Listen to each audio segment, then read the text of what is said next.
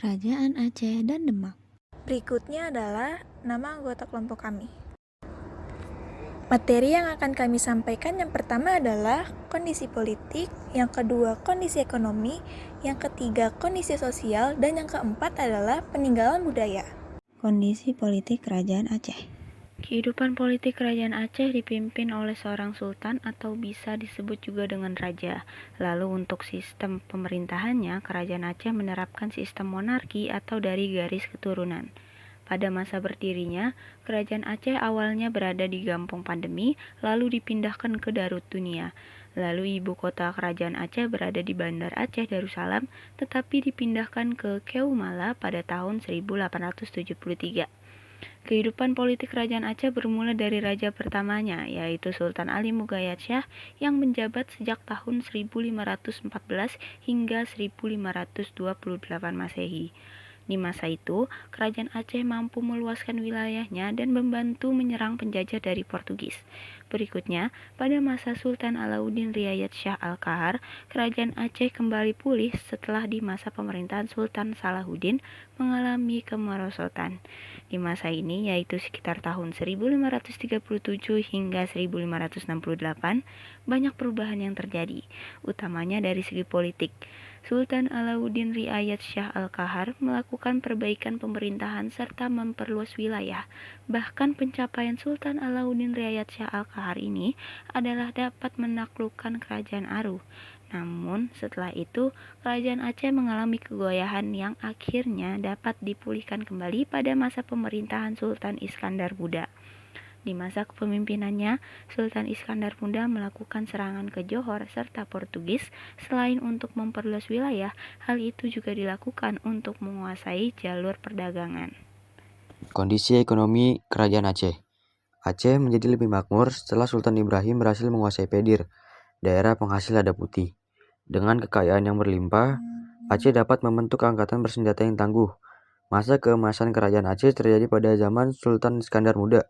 Ia mendapatkan lada dan emas dari daerah-daerah yang ditaklukkannya, sehingga Aceh menjadi pusat perdagangan komoditas lada dan emas.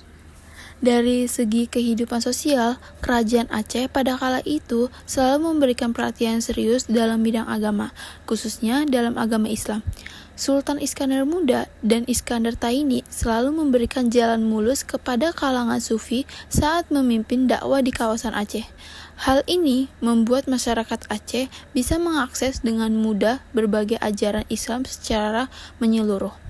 Aceh dikenal sampai sekarang dan masih menerapkan syariat Islam dengan sangat ketat dalam berbagai aspek kehidupan. Bukan hanya itu, dalam masyarakat Aceh terkenal dengan beberapa golongan. Golongan pertama adalah Tengku, berasal dari golongan bangsawan. Golongan kedua adalah Tengku dan berasal dari kalangan ulama. Golongan ketiga adalah Ule Balang, yang merupakan para prajurit, serta yang terakhir adalah rakyat biasa. Bagian selanjutnya adalah peninggalan budaya Aceh. Yang pertama ada Masjid Baitur Rahman.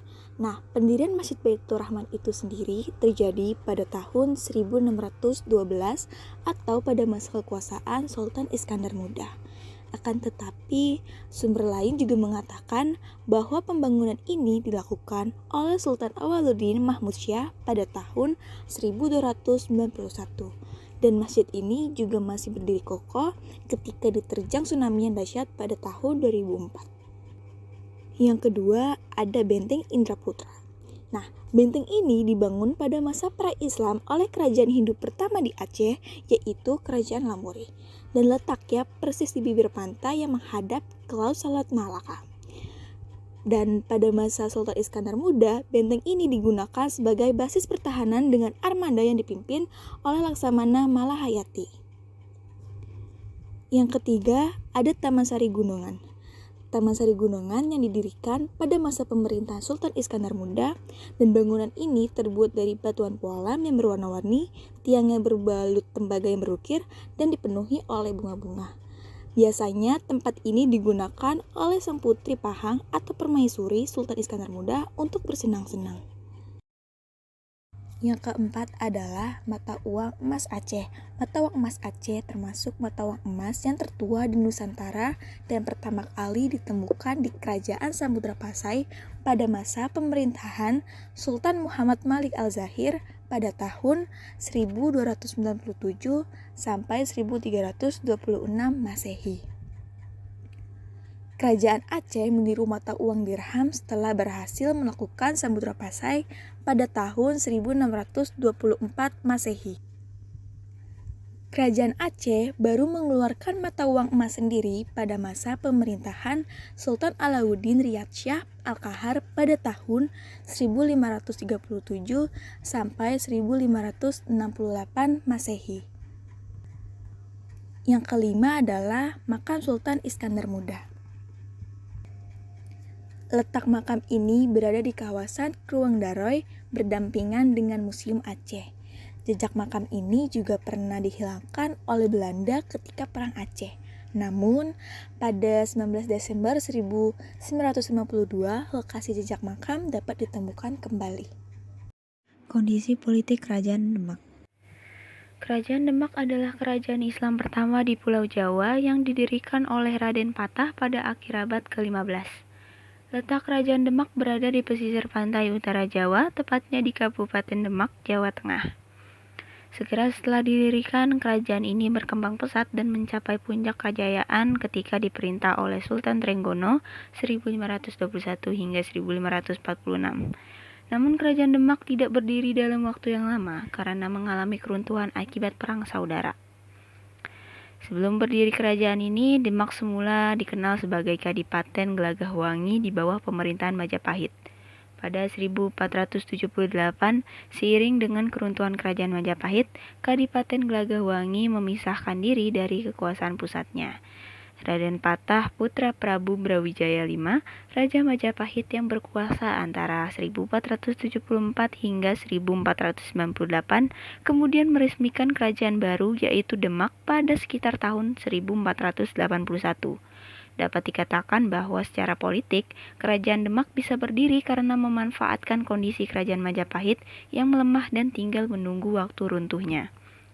Sejak didirikan oleh Raden Patah, Kerajaan Demak mengalami 3 kali pergantian kepala negara atau raja, yaitu raja-rajanya ada Raden Patah 1500 hingga 1518, Patiunus 1518 hingga 1521, Sultan Trenggono 1521 hingga 1546.